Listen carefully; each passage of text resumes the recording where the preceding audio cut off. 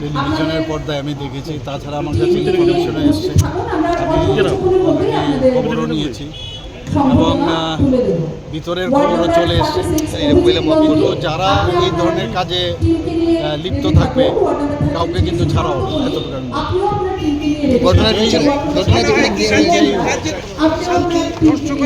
আমি পরে এগুলো তো আমি একটু আগে বললাম যে ওদের ব্রেনেরও এখন যে ওদের যেভাবে এতদিনের কালচার চলে এসছে এখনো এর থেকে মুক্ত হতে পারে করতে হবে। কিন্তু এলাকার কংগ্রেস বিধায়ক তো বলছে এটা মানে দুই বিজেপির এই না, আমি বলছি তো যা খবর তো আমার কাছে এসছে, ওটা তো পলিটিক্যালি বলছে, আমি তো পলিটিক্যালি বলছি না, আমি তো ঘটনার পরিপ্রেক্ষিতে বলছি।